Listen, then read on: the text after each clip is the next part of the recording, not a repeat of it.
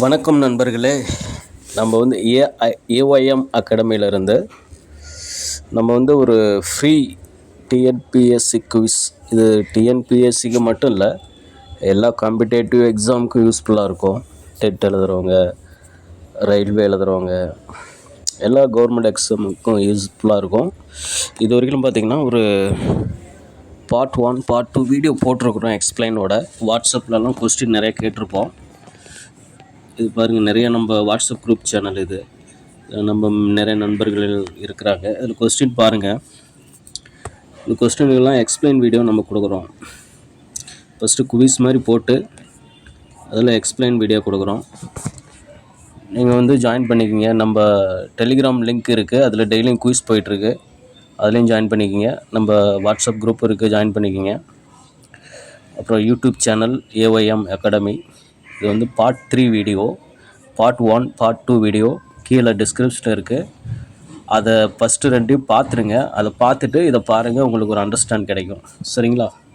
இப்போ கொஸ்டின் ஃபஸ்ட்டில் ஒரு 2 வீடியோ போட்டுட்டோம். இந்த ரிலேட்டடாக எல்லாமே இருக்குது. மிக்சடாக பாலிட்டி இருக்குது, தமிழ் இருக்குது, மேத்ஸ் இருக்குது. சரிங்களா? ஐஎன்எம் இருக்குது. இப்போ மேஜராக நம்ம கான்செப்ட் இதில் பார்த்திங்கன்னா எக்கனாமி, பாலிட்டி, அப்புறம் தமிழ்நாடு நிர்வாகம், சங்ககாலம் முதல் இக்காலம் வரை, திருக்குறள், இதெல்லாம் மெயினாக ஃபோக்கஸ் பண்ணுறோம். மேத்ஸு, கரண்ட் அஃபேர்ஸ் எல்லாமே வரும். சரிங்களா? இப்போ நம்ம ஒரு 4-5 அட்மின் இருக்கோம் இதில் குரூப்பில். இவங்க எல்லாமே கொஸ்டின் எல்லாம் அனலைஸ் பண்ணி போட்டிருக்காங்க. வெங்கடேஷ் இருக்கார், சலீம் இருக்கிறாரு, ஷாலினி மேடம் இருக்காங்க, அக்ஷயா மேடம் இருக்காங்க. இவங்க எல்லாமே கொஸ்டின் ப்ரிப்பேர் பண்ணி போட்டுட்ருக்காங்க. எல்லாமே ஒரு டீம் ஒர்க்காக போயிட்டுருக்கு. அதனால் ஜஸ்ட்டு எங்களுக்கு ஒரு லைக், கமெண்ட், ஷேரு இது மாதிரி கொடுங்க. ஏதாவது கொஸ்டின் மிஸ்டேக் இருந்தால் நீங்கள் கமெண்டில் சொல்லலாம். சரிங்களா? மற்ற மாணவர்களும் அதை பார்த்து தெரிஞ்சுக்கிட்டோம். சரிங்களா? லாஸ்ட் கொஸ்டின் நம்ம எதில் விட்டோம் பார்க்கலாம். ப்ரீவியஸ் கொஸ்டின் போட்டுட்ருக்கோம் நண்பர்களே, அதனால் யூஸ்ஃபுல்லாக இருக்கும். கடைசி வரைக்கும் பாருங்கள். வீடியோவில் எக்ஸ்பிளைன் தான் போடுவோம். ஒரு கொஸ்டின் எடுத்தால் எல்லாமே அனலைஸ் பண்ணி என்ன ஆன்சர், எப்படி வரும், என்ன அப்படின்னு ஒரு எக்ஸ்பிளைனோடு போயிட்டுருப்போம். சரிங்களா? கடைசி வரைக்கும் வீடியோ பாருங்கள். கண்டிப்பாக ஒரு ஷேர், லைக், கமெண்ட் ஏதாவது போடுங்க. அப்போ தான் வீடியோ போடுற எங்களுக்கும் ஒரு மோட்டிவாக இருக்கும். சரிங்களா? இங்கே பாருங்கள், இதெல்லாம் மேத்ஸ் கொஸ்டின் பாருங்கள். குரூப் 4 கேட்டது, 2025 குரூப் 4 கேட்ட கொஸ்டின் அப்படியே இருக்குது. நம்ம நண்பர்கள் நிறைய பேர் சேர்ந்துருக்காங்க நம்ம குரூப்பில். சரிங்களா? இல்லை, தரமான கொஸ்டினாக இருக்குங்க. சரிங்களா? அதனால் எந்த ப்ராப்ளம் இருக்காது. டைசம் இது கேட்டிருந்தாங்க குரூப் 4. பாலிட்டி, இது மாதிரி எல்லா முக்கியமாக நம்ம ஃபோக்கஸ் பண்ணுறது எக்கனாமிக், பாலிட்டி இதுதான். சரிங்க, இது வரைக்கும் போட்டாச்சு. எந்த சரத்து ஆளுநருக்கு உதவி மற்றும் ஆலோசனை வழங்க அமைச்சரவை வேண்டும் என்று கூறுகிறது. பார்ட் 1 பார்ட் 2 வீடியோவில் அது இருக்குது. டெஸ்கிரிப்ஷனில் லிங்க் இருக்குது, அதில் ஜாயின் பண்ணி பார்த்துக்குங்க. சரிங்களா? இப்போ பார்த்திங்கன்னா இந்த கொஸ்டின்லேருந்து பார்ப்போம். மின்னோட்டம் ஒரு ஸ்கேலர் அளவு தாங்க வரும். ஆனால் ஒரு சிறு கூறில் பாயும் போது அதனுடைய அளவு வெக்டர் அளவாக மாறும். சரிங்களா? இது ஒரு சயின்ஸ் கொஸ்டின். நாங்கள் அதிகம் சயின்ஸுக்கு ஃபோக்கஸ் பண்ணுறதில்ல. ஒரு 5 மார்க்ஸ் தான் கேட்குறாங்க. அதனால் இருந்தாலும் 1-2 கொஸ்டின் வரும். ஓகேங்களா? எந்த அளவியல் முறை பூமிக்கு அடியில் உள்ள தொன்மையான கட்டிடம் கண்டறிய பயன்படும்? இந்த கொஸ்டினுக்கு ஆன்சர் காந்தமானி அளவியலுங்க. சரிங்களா? இப்போ நம்ம குரூப்பில் குவிஸ் கேட்க ஆட்கள் தேவைப்படுகிறார்கள். யாராவது விருப்பம் உள்ளவர்கள் இருந்தால் கமெண்ட் பண்ணுங்கள். சரிங்களா? நம்ம டெலிகிராம் குரூப்லேயும் வாட்ஸ்அப் குரூப்லேயும் உங்களுடைய பெயர் இணைக்கப்படும். கடத்தியில் சிறுகூறில் பாயும் மின்னோட்ட அளவு அது ஒரு வெக்டர் அளவு. சரிங்களா?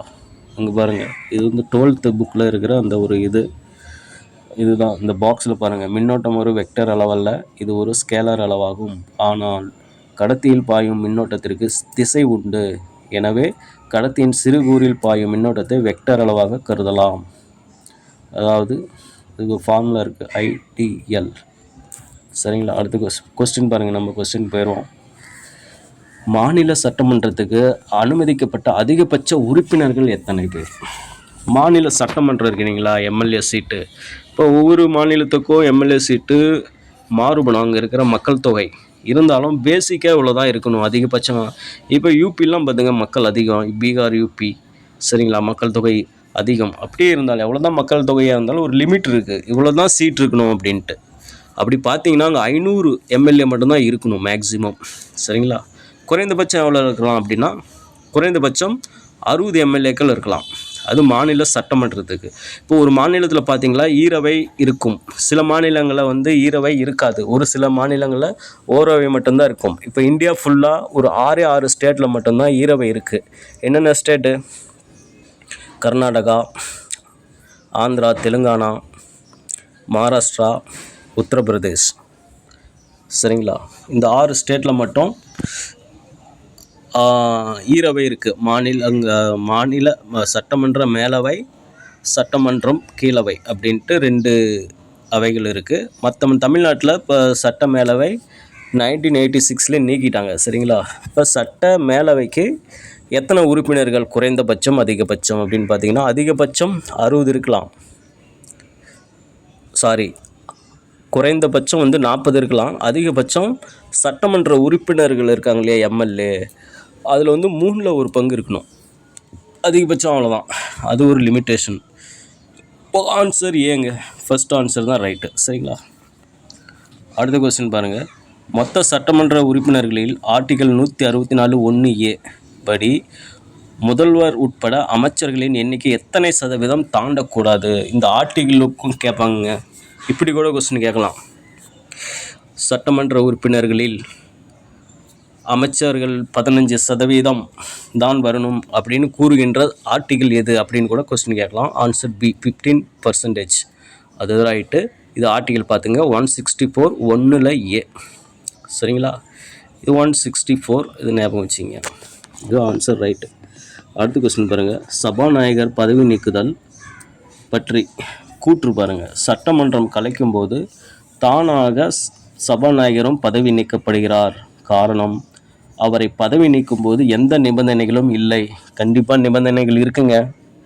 அவருக்கு வந்து பதவி வந்து இப்போ ஒரு அமைச்சரவை பதவி வகிக்கிறாங்க அப்படின்னு பார்த்தீங்கன்னா, இப்போ ஒரு கட்சி ஜெயிச்சிட்டாங்க, ஒரு எக்ஸாம்பிள் இப்போ ஒரு டிஎம்கேவோ ஒரு ஏடிஎம்கேவோ ஜெயிச்சிருச்சுன்னு வச்சுங்க, அந்த எம்எல்ஏல 15% வந்து அமைச்சரவையாக தேர்ந்தெடுப்பாங்க அமைச்சர்கள் சரிங்களா. அவங்க 5 ஆண்டுகள் ஆட்சி புரிவாங்க. 5 ஆண்டுகள் முடிந்த உடனே கூண்டோட கலைக்கப்படும். ஆனால் சபாநாயகர் போஸ்ட் வந்து கூண்டோட அவங்க வந்து அடுத்த எலெக்ஷன் வச்சு அதில் வர எம்எல்ஏக்கு வர வரைக்கும் அவர் பதவி வகிப்பார் சபாநாயகர் சரிங்களா. சபாநாயகர் பார்த்தீங்கன்னா அவர் பதவி நீக்கணும்னா 14 நாட்களுக்கு முன்பாகவே அவருக்கு இன்ஃபார்ம் பண்ணணும். இது மாதிரி உங்களுக்கு மேலே ஒரு குற்றச்சாட்டு இருக்குது, நாங்கள்லாம் பதவி நீக்க போகிறோம் அப்படின்ட்டு பெரும்பான்மையோட பதவி நீக்கணும். அந்த அவையில் உறுப்பினர்கள் எல்லாம் ஓட்டு போடணும், இவங்கள பதவி நீக்கலாம் அப்படின்ட்டு. இந்த நிபந்தனைலாம் கண்டிப்பாக இருக்குது சரிங்களா. அதேமாதிரி துணை சபாநாயகர் எப்படி தேர்ந்தெடுப்பாங்கன்னு பார்த்தீங்கன்னா, இந்த உறுப்பினர்கள் இருக்காங்களே எம்எல்ஏ, அவங்களில் ஒருத்தரை துணை சபாநாயகராக தேர்ந்தெடுப்பாங்க. சப்போஸ் சபாநாயகர் பதவியில் இல்லை, அப்போ அந்த பொறுப்பெலாம் யார் வகிப்பா? துணை சபாநாயகர் பதவி வகிப்பார். அப்போ இது ரெண்டுமே தப்பு. கண்டிப்பாக சபாநாயகர் பதவி நீக்குவதில் நிபந்தனைகள் இருக்குது, பெரும்பான்மை தேவை சரிங்களா. அடுத்த கொஸ்டின் பாருங்கள். மாநில சட்ட மேலவை பற்றி தவறானது எது? என்னென்ன கொடுத்துருக்காங்க? நிரந்தர அவை, உறுப்பினர் வயது 30 இருக்க வேண்டும், பதவிக்காலம் 6 ஆண்டுகள், 2 ஆண்டுக்கு ஒரு முறை 1/3 உறுப்பினர்கள் பதவி காலியாகும். நவம்பர் 1, 1986 சட்ட மேலவை தமிழ்நாட்டில் நிறுவப்பட்டது அப்படின்ட்டுருக்கு. ஆக்சுவலாக தமிழ்நாட்டில் வந்து கலைக்கப்பட்டது எப்போ? 1986. அப்போ வந்து சிஎம்மாக இருந்தது யார்? எம்ஜிஆர். அவர் வந்து 1977 முதலமைச்சராகி 1987 வரைக்கும் இருந்திருப்பார். கரெக்டாக 10 ஆண்டுகள் சரிங்களா.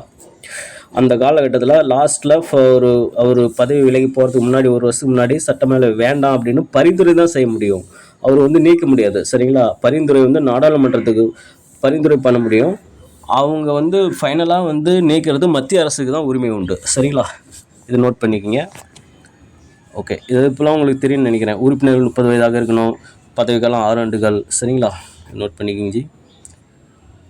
அடுத்தது பார்த்தீங்கன்னா, இந்தியாவில் சட்ட மேலவை எத்தனை மாநிலங்களில் உள்ளது? 6 மாநிலங்கள். இப்போ நேற்று முன்னாடியே பார்த்தோம் இல்லைங்களா, அதே தான். எங்கெங்கே இருக்குது? கர்நாடகா, ரீகால் பண்ணிக்கலாம். கர்நாடகா, ஆந்திரா, தெலுங்கானா, மகாராஷ்டிரா, அப்புறம் பீகார், உத்தரப்பிரதேஷ். சரிங்களா, இது 6 மாநிலங்களில் மட்டும் நம்ம இது இருக்குது, சட்ட மேலவை இருக்குது, ஈரவகையில் கொண்ட மாநிலங்கள். சரிங்களா. அடுத்த கொஸ்டின் பாருங்கள், தவறானது எது? சட்ட மேலவை உறுப்பினர்கள் எந்த விகிதத்தில் தேர்ந்தெடுக்கப்படுகின்றனர்? சட்ட மேலவை உறுப்பினர்கள் இருக்காங்க இல்லையா, இப்போ அதான் அதே தான், 2 இருக்குது. சட்டமன்ற உறுப்பினர் வேறு, சட்ட மேலவை உறுப்பினர்கள் வேறு. இப்போ இந்த மாப்போ சிவஞானம் இவங்களாம் சட்ட மேலவை உறுப்பினர்களாக தேர்ந்தெடுத்தாங்க தமிழ்நாட்டில். சரிங்களா. அதே மாதிரி ஸ்டேட்டில் சென்ட்ரல் லெவலில் பார்த்திங்கன்னா மாநிலங்களவை, மக்களவைன்னு இருக்குது. மக்களவை பார்த்திங்கன்னா நேரடி தேர்தல், மக்கள் ஓட்டு போட்டால் தான் மக்களவையில் எம்பி ஆக முடியும். ஆனால் இன்னொரு வகையில் எம்பி ஆகலாம் ராஜ்யசபாவில். அதெல்லாம் கமலஹாசன் ஆகிருப்பார், இளையராஜா ஆகிருப்பாங்க. இது மாதிரி இந்த கலை இலக்கியம் இதில் சிறந்து விளங்குவவர்கள்லாம் அதில் ஆகப்படுவார்கள். அப்புறம் அவங்களாம் தேர்ந்தெடுக்கிறது யாருன்னு பார்த்தீங்கன்னா, ராஜ்யசபாவில் சட்டமன்ற உறுப்பினர்கள் தான் தேர்ந்தெடுக்கிறாங்க, ஆளுநர் தேர்ந்தெடுக்கிறாங்க, பல்கலை ஆசிரியர்கள் தேர்ந்தெடுக்கிறாங்க. அவங்களுக்குலாம் ஒரு பர்சன்டேஜ் இருக்குது, இவ்வளோ தான் நீங்கள் தேர்ந்தெடுக்க முடியும் அப்படின்னு. சரிங்களா. ராஜ்யசபாவில் ஒரு 12 உறுப்பினர்களை வந்து குடியரசுத் தலைவர் நியமிக்கிறாரு. ஆனால் சட்ட மேலவையில் பார்த்தீங்கன்னா யார் நியமிக்கிறாங்க பாருங்கள். ஆளுநர் 6ல் 1 பங்கு, சட்டமன்ற உறுப்பினர் வந்து பார்த்திங்கன்னா 3ல் 1 பங்கு வந்து அவங்க இந்த எம்எல்ஏலாம் இருக்காங்க இல்லையா, அவங்க வந்து சட்டமன்ற மேலவை உறுப்பினர்களை 3ல் 1 பங்கு அவங்க தேர்ந்தெடுக்கிறாங்க. அப்புறம் பல்கலைக்கழக பட்டதாரி ஆசிரியர்கள் 12ல் 1 பங்கு அவங்க தேர்ந்தெடுக்கிறாங்க. அதனால் இதில் வந்து தவறு எதுவுமே இல்லை. சரிங்களா. அடுத்த கொஸ்டின் பாருங்கள், எந்த சரத்தின் மூலம் சட்ட மேலவை சட்டமன்ற வாக்களிக்கும் உறுப்பினர்களில் 3ல் 2 விகிதம் மற்றும் பெரும்பான்மை மூலம் நீக்கப்படுகிறது? இப்போ இந்த சட்டமன்றம் சட்ட மேலவை இருக்கு இல்லைங்களா, இப்போ சட்ட மேலவை வந்து நீக்கிடலாம், தேவையில்லை அப்படின்னா பரிந்துரை பண்ணணும். மாநிலத்தில் அந்த முதலமைச்சர் கொண்ட அவையில் உறுப்பினர்கள் இருக்காங்களே எம்எல்ஏ, அவங்களாம் ஓட்டு போட்டு அதில் வந்து 3ல் 2 விகிதம் பெரும்பான்மை வேணும். அப்போ தான் அந்த சட்டத்தை வந்து அதை வந்து நீக்க முடியும். அந்த ஆர்டிகல் எது அப்படின்னா 169. சரிங்களா. ஓகே, நெக்ஸ்ட் கொஸ்டின், நாடாளுமன்றம் ஒரு வருடத்தில் எத்தனை கூட்டத்தொடர் நடத்துகிறது? இப்போ நாடாளுமன்றம்னா உங்களுக்கு தெரியும், மேலவை கீழவை, மேலவை ராஜ்யசபா, கீழவை மக்களவை. சரிங்களா. இதில் வந்து வருஷத்தில் 3 கூட்டத்தொடர் நடத்துகிறது. ஓகேங்களா. ஓகே, இது ஒரு அனலைஸ் கொஸ்டின். எப்படி maths question, previous year question. இப்போ ரீசனாக அந்த குரூப் 4 கொஸ்டினுங்க, பகடைகள் உருட்டும் போது ஆப்போசிட் 2.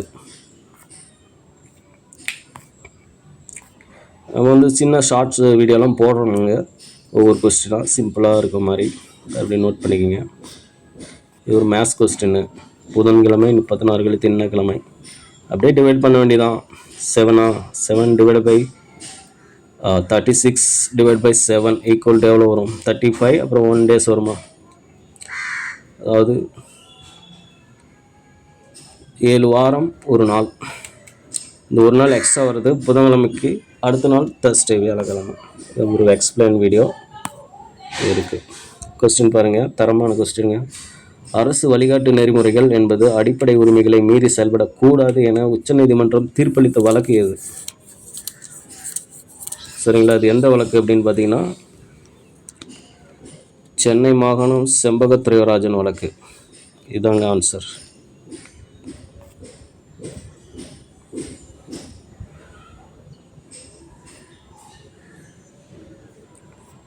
செண்பகம் துரைராஜன் வழக்கு, ரைட்.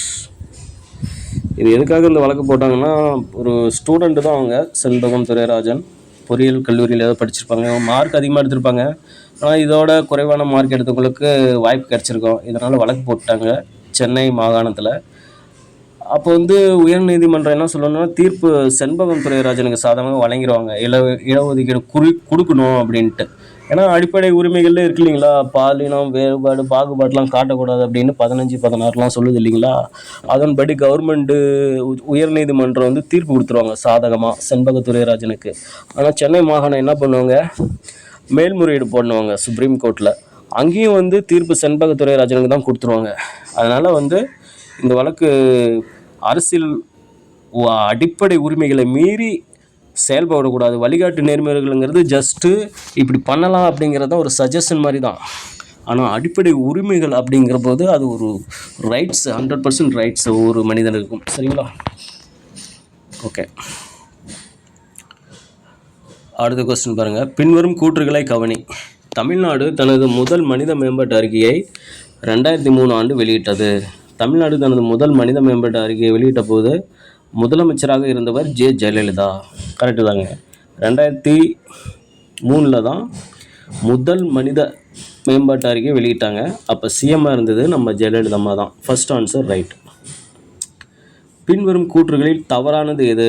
இப்போலாம் கொஸ்டின் பார்த்தீங்கன்னா இந்த கூற்று, காரணம், சரியானது எது, சரியாக இல்லாதது எது, தவறாக இல்லாதது எது, அப்படியே போட்டு கன்ஃபியூஷன் பண்ணி மனுஷனை எக்ஸாம் காலில் டென்ஷன் ஏற்றி விட்ருவாங்க. அப்படி தான் கொஸ்டின்லாம் வருது. இப்போ ரீசெண்டாக குரூப் 4ல் அப்பா அதை ஏன் கேட்குறீங்க அப்படிங்கிறீங்களா? என்ன தான் ஸ்ட்ரைக் பண்ணாலும் அது பண்ணாலும் இது பண்ணாலும் எதுவுமே கண்டுக்க மாட்டேங்கிறாங்க இந்த டிஎன்பிஎஸ்சி. பார்ப்போம் சேஞ்சஸ் வருமானு பார்ப்போம். பின்வரும் கூற்றில் தவறானது எது?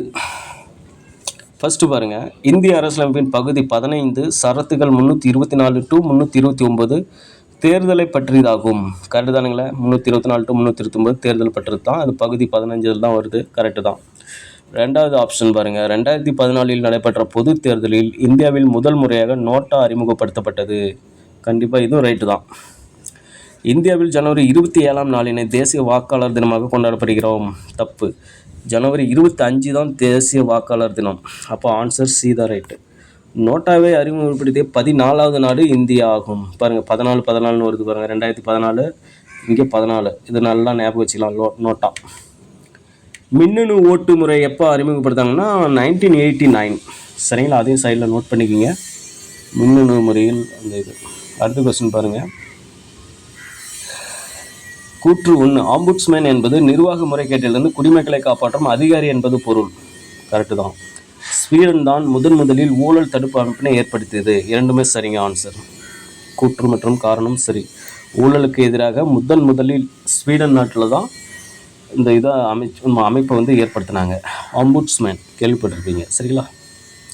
அடுத்து பாருங்கள். நல்ல தரமான கொஸ்டின்.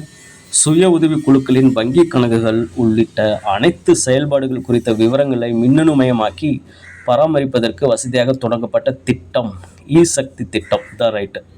சுய உதவி குழுக்களின் வங்கி கணக்குகள். இப்போ சுய உதவி குழுக்கள் உங்களுக்கு தெரியும், ஒவ்வொரு கிராமம், நகரம் எல்லா இடத்துலையுமே இருக்குது. அது ஒரு நல்ல ஒரு இதுதான்.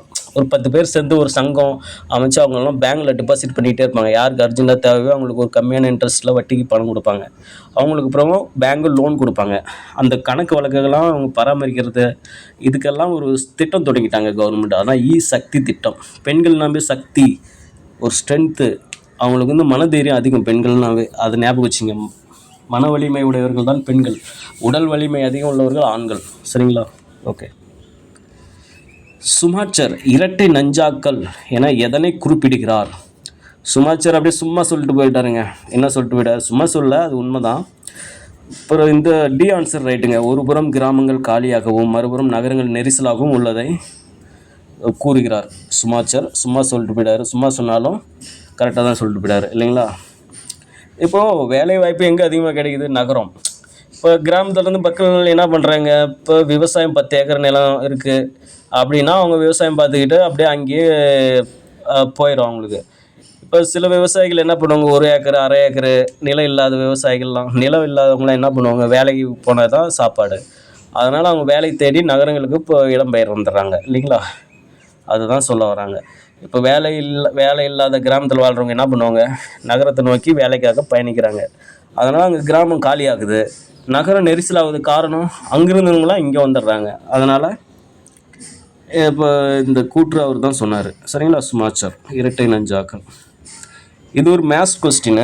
டி என்பவள் எஸ்ஸின் தந்தையின் தாய், யூ என்பவள் எஸ்ஸின் மனைவி, டபிள்யூன்னு ஒரே மகன்,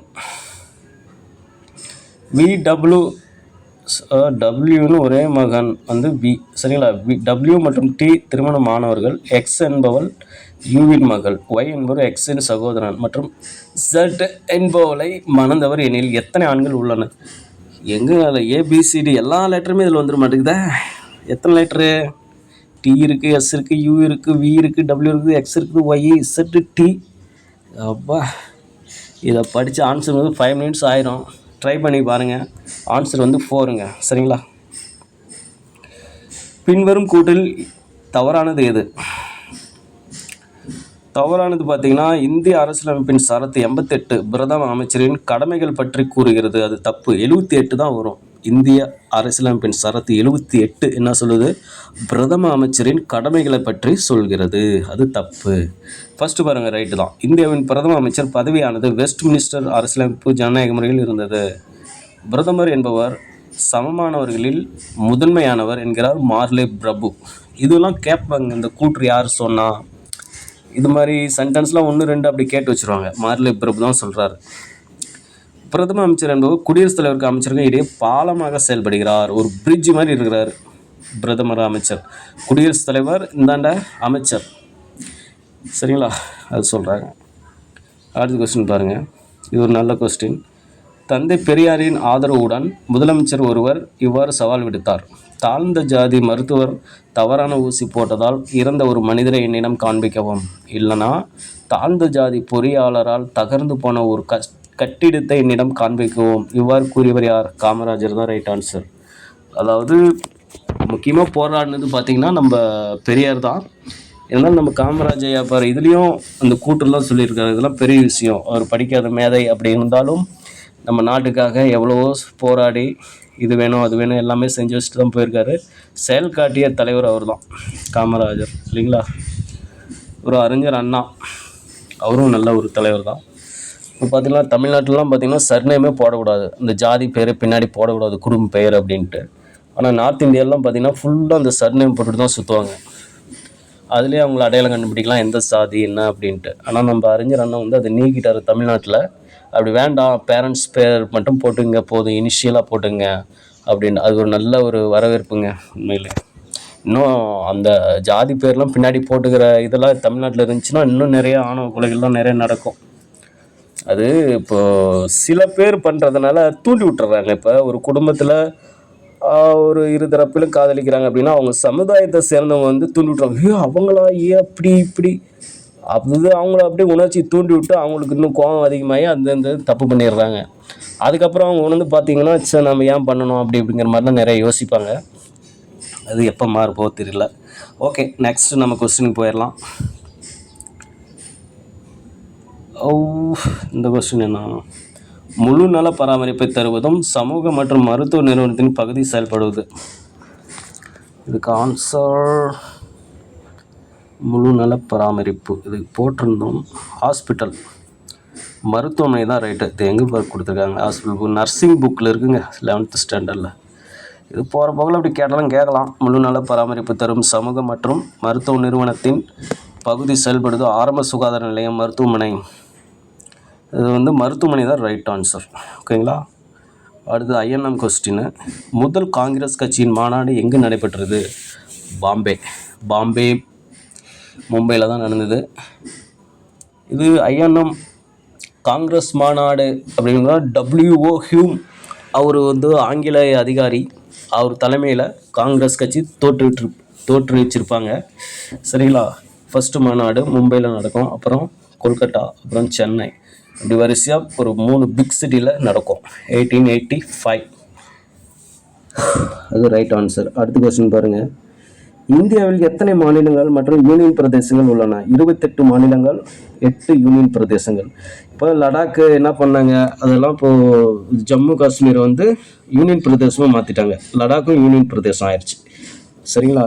சேஞ்ச் பண்ணதுனால இப்போ 28 மாநிலங்களாக மாறிவிட்டது. இது பாருங்கள், கொஸ்டின் கேட்டிருக்க ஆன்சர் என்ன ப்ரோ, எந்த புக்கு அப்படின்னு கேட்டது தான் ஹாஸ்பிட்டல். இந்த கேள்வி தான். முழு நல பராமரிப்பு தரும் சமூக மற்றும் மருத்துவ நிலையத்தின் பகுதி செயல்பாடு ஆரம்ப சுகாதார நிலையம். சரிங்களா? பாருங்க, இதை வந்து போல் ஆப்ஷனில் போட்டு இந்த கொஸ்டின் அப்படி நம்ம எடுத்தாச்சு. B is the right answer. முழு நல பராமரிப்பை தருவதும் சமூக மற்றும் மருத்துவ நிறுவனத்தின் பகுதி செயல்படுவது மருத்துவமனை. கொஸ்டின் பாருங்க. நாடாளுமன்ற கூட்டங்களை கூட்ட மொத்த உறுப்பினர்களின் எண்ணிக்கையில் எத்தனை பங்கு தேவை? ஒரு நாடாளுமன்றம் இருக்குது சரிங்களா, அதில் வந்து கூட்டம் கூட்டுறாங்க, ஏதோ ஒரு மசோதா அறிமுகம், ஏதோ ஒரு டிஸ்கஷன், அதனால் ஒரு கூட்டம் கூட்டணும்னா கண்டிப்பாக 10ல் 1 பங்கு இருந்தால் தான் கூட்டம் கூட்ட முடியும். அது ஒரு கண்டிஷன், டேர்ம்ஸ் அண்ட் கண்டிஷன்லாம் இருக்குது சரிங்களா. அடுத்த கொஸ்டின், மக்களவையில் தற்போது எத்தனை உறுப்பினர்கள் மொத்தம் உள்ளனர் மற்றும் எத்தனை உறுப்பினர்கள் அதிகபட்சம் இருக்கலாம்? இப்போ மக்களவை உறுப்பினர்கள் லோக்சபா மக்களால் தேர்ந்தெடுக்கப்பட்ட எம்பிக்கள் எத்தனை? 543 + 2 வரும். அந்த 2 வந்து நீக்கிட்டாங்க. 333 அப்படிங்கிற ஆர்டிக்கலில் ஆங்கிலோ இண்டியன் ஒரு 2 உறுப்பினர்களை எம்பியாக லோக்சபாவில் இது நியமனம் பண்ணுவாங்க. அந்த ஆர்டிக்கல் வந்து தூக்கிட்டாங்க. இப்போ அந்த சட்டம் நீக்கியாச்சு. ஆரங்காலத்தில் ஆங்கிலேயர்கள் இங்கே நம்ம இந்தியாவில் இருந்தாங்க நிறைய பேர், அவங்களுக்கும் உரிமைகள் பாதுகாக்கப்படணும் அப்படிங்கிற ஒரு உயர்ந்த நோக்கத்தோடு நம்ம இந்தியர்கள், முக்கியமாக டாக்டர் B.R. அம்பேத்கர் அவர்கள் இந்த அரசியலமைப்பு சட்டத்தில் இதை ஒரு ஆர்டிக்கலாகவே வச்சார். இப்போ நாளடைவில் ஆங்கிலோ இந்தியர்கள் வந்து கம்மியாயிட்டாங்க. இப்போ அதிகம் அவங்க ஊருக்கே போயிட்டாங்க, ஷிஃப்ட் ஆகிட்டாங்க, குடியுரிமை வேணாம் அப்படின்ட்டு. அதனால் அந்த ஆர்டிக்கல் வந்து நீக்கிட்டாங்க. அந்த 2 உறுப்பினர்கள் இப்போ அப்பாயின்மெண்ட் பண்ணலை. அதனால் 543 தான் ரைட்டு. நிறைய பேர் 545 போட்டிருக்கீங்க. அது முன்னாடி இருந்தது தான், அந்த 2 ஆங்கிலோ இந்தியன் எம்பி இருந்தாங்கல்ல, அதனால் இப்போ வந்து 543 தான் இருக்காங்க. மேக்ஸிமம் எவ்வளோ இருக்கலாம் அப்படின்னா 550 இருக்கலாம் சரிங்களா. இது வந்து லோக்சபா மக்களவை. அடுத்து பாருங்கள், ராஜ்யசபா வருது. லோக்சபா வந்தால் ராஜ்யசபா வரும் இல்லைங்களா. பவர் அதிகமாக லோக்சபா தான். ராஜ்யசபாவில் தற்போது எத்தனை உறுப்பினர்கள் உள்ளனர் மற்றும் எத்தனை உறுப்பினர்கள் அதிகமாக இருக்கலாம்? இங்கேயும் பாருங்கள், 243, 250 உறுப்பினர்கள் அதிகமாக இருக்கலாம். இது ஞாபகம் வச்சுக்கலாம். அதிகமாக இருக்கிறது பாருங்கள், மக்களவையில் 550, இங்கே 250, இங்கே 543 இருக்காங்க, இங்கே 243, 3 ஓகேங்களா. அடுத்த கொஸ்டின் பாருங்கள், மாநில பட்டியலில் மாநிலங்களவை சட்டமேற்ற அதிகாரம் நாடாளுமன்றத்துக்கு வழங்குகிறது. அது எந்த ஆர்டிக்கல்? சரிங்களா. மாநில பட்டியலில் மாநிலங்களவை சட்டமேற்ற அதிகாரம் நாடாளுமன்றத்துக்கு வழங்குகிறது. அது எந்த ஆர்டிக்கல்? 249. ஆர்டிக்கல் 249 என்ன சொல்லுதுன்னா, இப்போது மாநிலங்களவை நம்ம மாநில எம்எல்ஏக்களால் தேர்ந்தெடுக்கப்பட்ட ஒரு அவை சரிங்களா. இப்போ பாருங்கள், நாம்ளே தேர்ந்தெடுத்துக்கிறோம். மாநிலங்களில் இருக்கிற எம்எல்ஏக்களே தேர்ந்தெடுத்து ஒரு ராஜ்யசபா எம்பியை உருவாக்கியிருக்கிறோம். மாநிலங்கள்னால் எல்லா மாநிலங்கள் எம்எல்ஏவும் ஓட்டு போட்டு தான் ராஜ்யசபா உருவாக்கி வச்சுருக்கிறோம். அவங்க என்ன பண்ணுறாங்கன்னா, அவங்களே பர்மிஷன் கொடுக்குறாங்க. யாருக்கு? சென்ட்ரல் கவர்மெண்ட்டுக்கு. என்னதுக்கு? மாநில பட்டியலில் சட்டம் திருத்துவதற்கு. பாருங்கள் எப்படி இருக்குது பாருங்கள். நாம் தேர்ந்தெடுத்த எம்பியே எப்படி, அதாவது நம்ம மாநில எம்எல்ஏ தேர்ந்தெடுத்த எம்பிக்களே எப்படி பண்ணுறாங்க, ஒரு ஆர்டிக்கல் இருக்குது பாருங்கள். அப்போனா சென்ட்ரல் கவர்மெண்ட்டுக்கு தான் அதிக ரைட்ஸ் இருக்குது அப்படின்னு நம்ம ஒரு குழுவுக்கு வந்துடலாம் இல்லைங்களா. இதுக்கு ஒரு ஆர்டிக்கல் இருக்குது, 249. அப்புறம் இன்னொன்று ஒரு முக்கியமான ஆர்டிக்கல் இந்த ராஜ்யசபாவுக்கு உண்டு, 312 இருக்குது இல்லைங்களா. ஃபஸ்ட்டு ஆப்ஷன் பாருங்கள். அது வந்து இந்த ஐஏஎஸ் பணி, ஐபிஎஸ் பணி, இந்திய குடிமை பணி, இந்த பெரிய பெரிய பணிகள் போஸ்ட்லாம் இருக்குது இல்லைங்களா, அதை உருவாக்குறதுக்கு ரைட்ஸ் இருக்குது. யாருக்கு? மாநிலவைக்கு மட்டும்தான் இருக்குது. ராஜ்யசபா மட்டும்தான் அந்த பர்மிஷன் இருக்குது. அதுதான் 312. 280 உங்களுக்கு தெரியும், நிதிக்குழு. 262 2 பக்கம் 2, சென்ட்ரலில் 6, நதிநீர் பிரச்சனைகளை பற்றி குழு அமைக்கிறத பற்றி 2 மாநிலங்களுக்கிடையே அதை அமைக்கிறது தான் அது சரிங்களா. அடுத்த கொஸ்டின் பாருங்கள், இந்தி மற்றும் ஆங்கிலம் நாடாளுமன்றம் வழிநடத்துகின்ற அலுவலக மொழிகள் என்று சொல்லும் ஆர்டிக்கல் இது. ஹிந்தி லாங்குவேஜ் இருக்குது, ஆங்கிலம் இருக்குது. இது அலுவலக மொழியாக வழி நடத்தலாம் அப்படின்னு சொல்கிற ஆர்டிக்கல் வந்து 120 எங்கள் நாடாளுமன்றத்தில் சரிங்களா. சப்போஸ் ஹிந்தி தெரியல, இங்கிலீஷ் தெரியல அப்படின்னா நம்ம தாய்மொழியிலேயே நான் கூட பேசிக்கலாம், ஒரு உரையாற்றலாம் சரிங்களா. அது ஒன்றும் பிரச்சனை கிடையாது. ஓகே.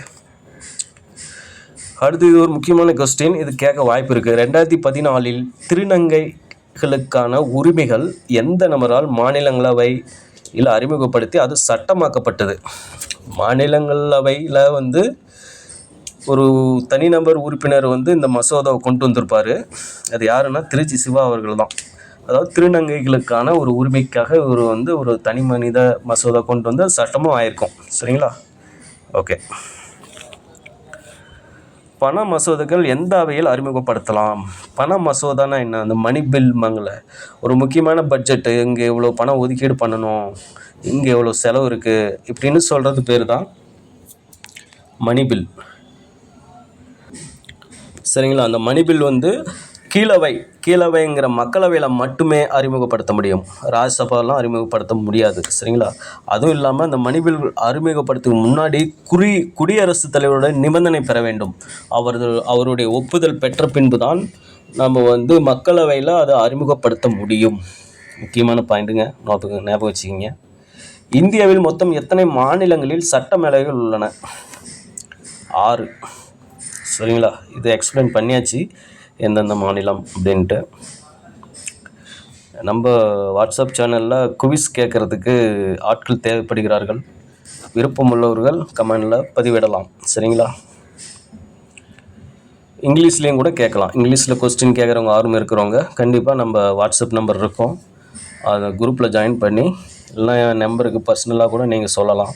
அது மாதிரி நான் கொஸ்டின் கேட்க ஆர்வமாக இருக்கிறேன், இன்ட்ரெஸ்ட்டாக இருக்கேன் அப்படின்னா உங்களை அட்மினாக போட்டு கொஸ்டின் நீங்கள் ரெகுலராக கேட்கலாம். சரிங்களா? துணை சபாநாயகர் பற்றி சரியானது எது? துணை சபாநாயகர் நம்ம பார்த்தோம். சபாநாயகர் பதவி காலி பண்ணணும்னா அவங்களுக்கு 14 நாட்களுக்கு முன்பே நமக்கு ஒரு அறிக்கை கொடுக்கணும். அது மட்டும் இல்லாமல் பெரும்பான்மையும் தேவை. சரிங்களா? அடுத்த எலெக்ஷன் நடந்து அமைச்சர்கள் ஆட்சி அமைக்கும் வரைக்கும் பதவிகளில் இருப்பார் சபாநாயகர். துணை சபாநாயகர் எப்படி தேர்ந்தெடுக்கிறாங்கன்னா, இப்போ எம்எல்ஏலாம் இருக்கிறாங்க இல்லைங்களா, அதில் ஒரு ஆளை வந்து துணை சபாநாயகரை தேர்ந்தெடுத்துருவாங்க. ஓகேங்களா? Okay, answer C right. உறுப்பினர்கள் தங்களில் ஒருவரை அவர்களே தேர்ந்தெடுத்து கொள்கின்றனர். ஓகேங்களா? இது பாருங்கள், ஒரு முக்கியமான கொஸ்டின். 33% பெண்களுக்கான இடஒதுக்கீடு உச்சநீதிமன்றம் எந்த சட்ட திருத்தத்தின் மூலம் உறுதி செய்தது? 106. 3 கூட்டினா எவ்வளோ? 6 அப்படின்னு ஞாபகம் வச்சுங்க. 106வது சட்ட திருத்தத்தில் 33% பெண்களுக்கு இடஒதுக்கீடுக்கு கொடுத்துட்டாங்க. சரிங்களா? அது வந்து உச்ச நீதிமன்றத்தின் மூலமாக இது கொடுத்துட்டாங்க. ஓகேங்களா? ஞாபகம் வச்சுங்க. சுபாஷ் சந்திரபோஸ் பற்றி தவறான கூற்று எது? சரிங்களா? இதெல்லாம் இப்போது நிறைய தலைவர்கள் பற்றி தான் இந்த ரீசெண்டாக குரூப் 4ல் கேட்டிருக்காங்க. அதுவும் ஒரு கேள்வியெல்லாம், ஒரு கொஸ்டினில் ஒரு கேள்வி இருக்காது தலைவர்கள் பற்றி, 4-5 கூற்று. அவர் வங்காளத்தில் பிறந்ததுங்கிறது தப்பு. அவர் ஒரிசா கட்டக் அங்கே பிறந்திருப்பார். மீதி 3மே ரைட்டு தான். 1938 காங்கிரஸ் தலைவரானார். ஆமாம், 1938 காங்கிரஸ் தலைவர் ஆகிட்டார். அதனால் காந்தி கோபம் அவருக்கு. ஏன்னா அவர் வந்து முன்னிலை வகித்த வேட்பாளர் வந்து பட்டாபி சீதாராமையா, அவரையே தோக்கடிச்சிருப்பார் நம்ம சுபாஷ் சந்திரபோஸ். அதனால் மன சங்கடமாயிடுவார் யார்? காந்தியடிகள். அது கேள்விப்பட்ட சந்திரபோஸ் என்ன பண்ணுவார்? பதவி விலகி போயிடுவார். தலைவி பதவி விட்டு போயிட்டு அப்புறம் தான் ஒரு கட்சி ஆரம்பிப்பார் இல்லைங்களா? அந்த கட்சி என்ன கட்சி அப்படின்னு கமெண்டில் பண்ணுங்கள். ஓகேங்களா? அடுத்து இப்போ பாருங்கள், இவர் அடுத்தது பாருங்கள், தலைவர் ஆகிட்டாருங்களா, பதவியும் போயிட்டுச்சு. அடுத்து 2021 முதல் ஜனவரி 23ஆம் நாள் பரகிராம் திவாஸ் நாளாக கொண்டாடப்படுகிறது. பரகிராம் திவாஸ் நாள் ஜனவரி 23. ஜனவரியில் பாருங்கள், ரொம்ப முக்கியமான கொஸ்டின் எல்லாமே இதில் தான் வருது. ஜனவரி மாதத்தில் தான். ஜனவரி 23 வந்து பரகிராம் திவாஸ் நாளாக கொண்டாடுறோம். யார் பேரில்? சுபாஷ் சந்திரபோஸ். ஏன்னா அவர் பிறந்த நாள் தான் ஜனவரி 23. 1920 ஐசிஎஸ் தேர்வில் 4ஆம் இடம் பெற்றார். ஐசிஎஸ்னால் ஒன்றும் இல்லைங்க, இப்போ ஐஏஎஸ் ஐபிஎஸ்லாம் எழுதுகிறாங்க இல்லைங்களா, ஒரு முக்கியமான பதவி. அந்த பதவியிலேயே பார்ட்டிசிபேட் பண்ணி 4th ரேங்கில் வந்தார், டாப் லெவலில் வந்தார். அப்பயே அந்த பணியெலாம் உதறி தள்ளிட்டு நான் தேசத்துக்காக பாடுபடுவேன் அப்படின்னு இவர் வந்து தேசத்துக்கு வந்து ரொம்ப உழைத்தார் சுபாஷ் சந்திரபோஸ் அவர்கள். சரிங்களா? ஜனவரியில் பாருங்கள் வேறு நாள் என்ன முக்கியமான நாள் வருது. ஜனவரி 9 வந்து வெளிநாடு வாழ் இந்தியர் தினம் இல்லைங்களா? சவுத் ஆப்பிரிக்காவிலிருந்து நம்ம காந்தியடிகள் வந்திருப்பார் இந்தியாவுக்கு. அதை தான் நம்ம அதை கொண்டாடுறோம் ஜனவரி 9. ஜனவரி 25 வந்து வாக்காளர் தினம். ஓகேங்களா? ஜனவரி 28 வந்து உச்சநீதிமன்றம் தொடங்கப்பட்ட நாள் இல்லைங்களா? பாசறைக்கு திரும்பும் நாள் எந்த நாள்? அதை அப்படியே கமெண்ட் பண்ணுங்கள். ஓகேங்களா? அடுத்து பாருங்க, தமிழ் கொஸ்டின் வெங்கடேஷ் கேட்டிருக்காரு. தமிழின் மிக பழமையான இலக்கண நூல் எது? தொல்காப்பியம் இல்லைங்களா? தமிழில் பழமையான இலக்கணம் தொல்காப்பியம். நாலடியார் குட்டி திருக்குறள் அப்படின்னு சொல்லுவாங்க. திருவாசகத்துக்கு உருகார் ஒரு வாசத்துக்கும் உருகார் இல்லைங்களா? ஓகே, இப்போ அடுத்த கொஸ்டின் அது கேட்டார். குட்டி திருக்குறள் என அழைக்கப்படும் நூல் இது. Naladiyar is the right answer. ஓகேங்களா? ரைட்டு. தமிழ் என்ற சொல் முதலில் இடம்பெற்ற நூல் இது. தொல்காப்பியம். அதான் ரைட்டான ஆன்சர். இப்போல்லாம் சிலப்பதிகார மணிமேகலை பற்றி கொஸ்டின் வரல. இந்த குரூப் 4லாம் அந்த கொஸ்டினை காணும். தொல்காப்பியம் சிலபஸ் பேச தான் கேட்டிருக்காங்க இந்த டைமு. என்ன சிலபஸ்ன்னு கேட்குறேன்னு சொல்லிவிட்டு out of syllabus, out of school book போயிட்டாங்க. அதுதான் பெரிய விஷயம். அதுவும் 1950 1960 அந்த காலகட்டத்தில் இருக்கிற கேள்விலாம் எடுத்துகிட்டு வந்து கேட்டிருக்காங்க.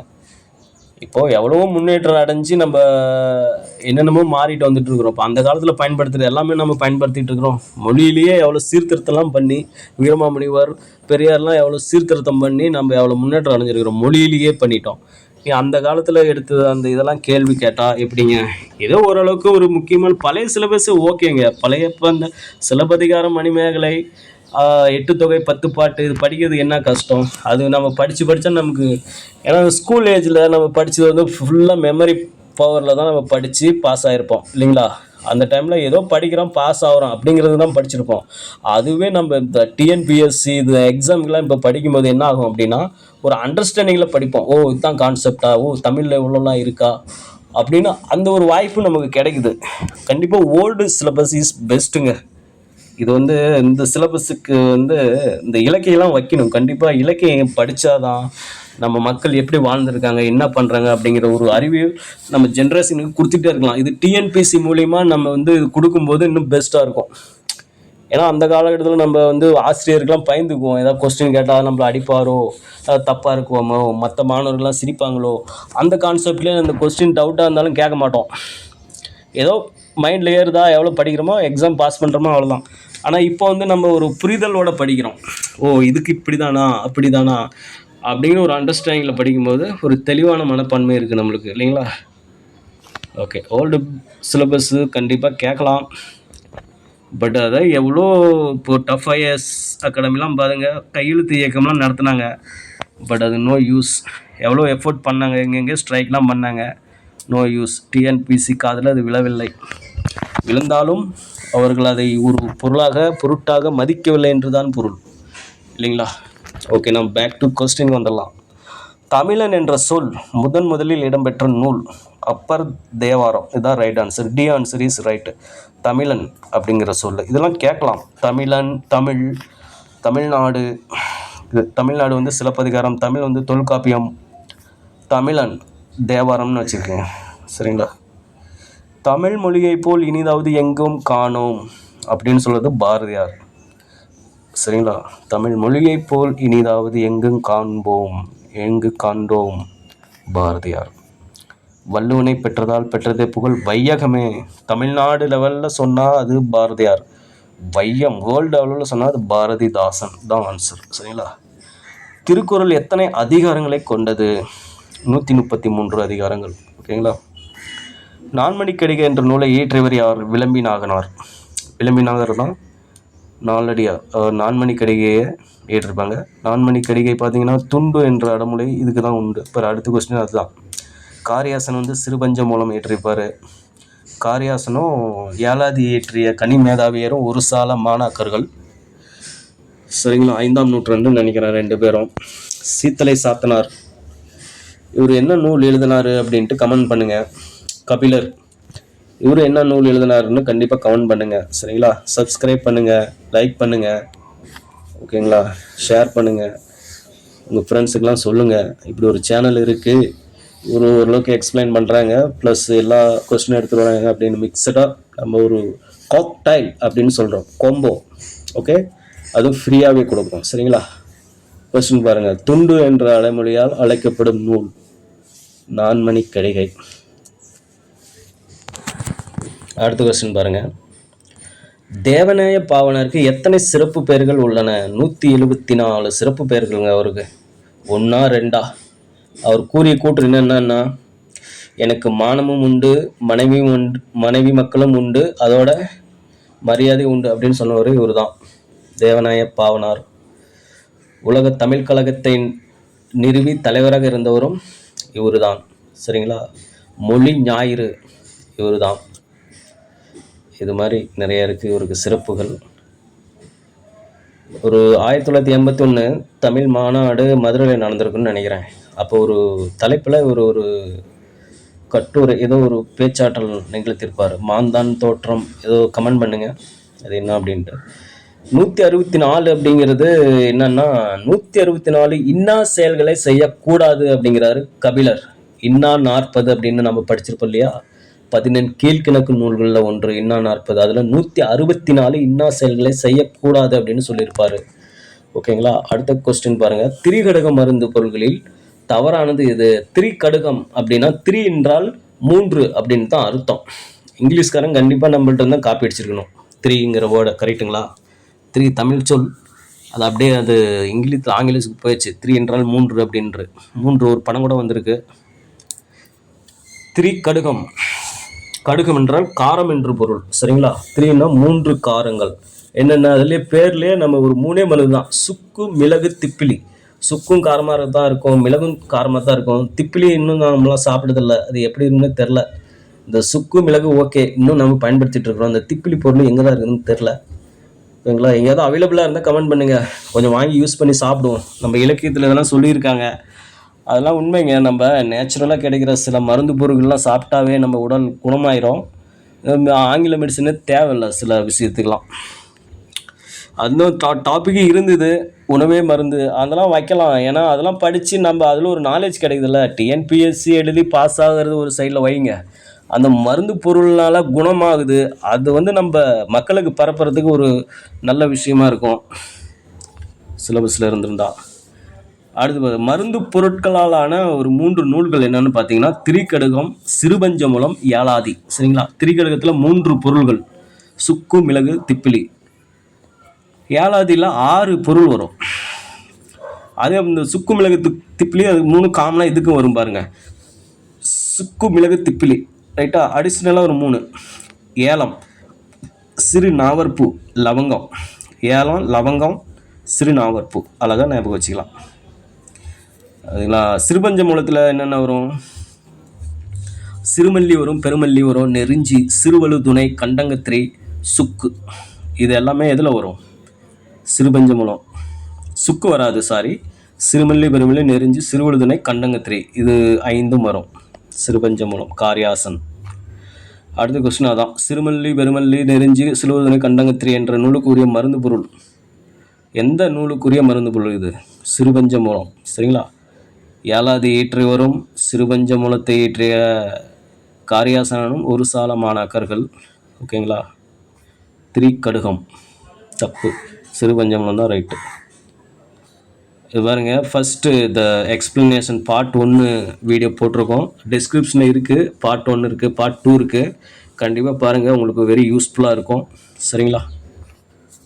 அடுத்த கொஸ்டின் பாருங்கள். வேலூர் கழகம் நடைபெற்ற ஆண்டு 1806. வேலூர் கழகம் முக்கியமான கழகம் இல்லைங்களா. வேலூர் கழகம் 1806. காலகட்டங்கள். திப்புவின் மகன்கள்லாம் அங்கே போட்டு அடைச்சி வச்சுருப்பாங்க. அந்த கழகம் நடந்தோடனே அவங்களெல்லாம் நாடு கடத்திருப்பாங்க அந்த கழகத்தில் 1806. சரிங்களா. அதில் முதல்ல பலியானவர் யார்? பான்கோட் அப்படிங்கிறவர் முதல்ல பலியானவர் அந்த கழகத்தில். ஓகேங்களா. பெருங்கழகம் 1857 ரைட் ஆன்சர். 1857. ஓகேங்களா. பிளாசி போர் 1757. பக்சார் போர்.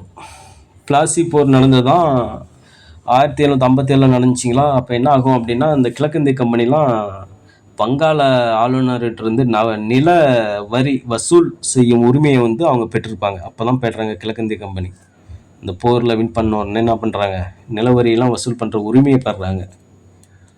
பிளாசி போர். அடுத்து பக்சார் போர் 1764. இது இந்திய மன்னர், வங்காள மன்னருக்கும் ஆங்கிலேய மன்னனுக்கும், ஆங்கிலேய அதிகாரிகளுக்கும் நடந்த சண்டை பக்சார் போர். இப்படி ஒவ்வொரு போரும் நடந்துகிட்டே இருக்கும். வங்கப்பிரிவினை 1905. வங்கப்பிரிவினை நடந்திருக்கும், வங்காளத்தை பிரிக்கலாம் அப்படின்னு. அவங்க ஆங்கிலேயர்கள் என்ன பண்ணுறாங்கன்னா, பிரித்தாளும் கொள்கையை ஈடுபட்டாங்க. இப்போ நம்ம சொந்தக்காரங்களே பார்த்தீங்கன்னா சில விஷயத்தில் தூண்டி விட்டு பிரிச்சுருவாங்க இல்லைங்களா. ஏதாவது ஒரு 2 நண்பர்கள் நல்லா இருக்கிறாங்க அப்படின்னா, ஏவன் அப்படி இவன் இப்படி அப்படி இப்படின்னு சொல்லி எப்படியோ பிரிச்சுருவாங்க. இது மாதிரி நிறைய பேர் இருக்காங்க. அப்புறம் ஆங்கிலேயர்கள்லாம் இப்போ தான் வரலாறு படிக்கணுங்க. வரலாறு படிக்கிறதுல ரொம்ப ஒரு முக்கியமான விஷயம். டிஎன்பிஎஸ்சியோ ஒரு கவர்மெண்ட் எக்ஸாமோ பாஸ் ஆகி வேலை வாங்குறோமோ இல்லையோ, கண்டிப்பாக நம்ம ஜென்ரல் நாலேஜை இம்ப்ரூவ் பண்ணிக்கலாம். சரிங்களா? இப்போ பாருங்க, 1905 வங்க பிரிவினை கரெக்டுங்களா?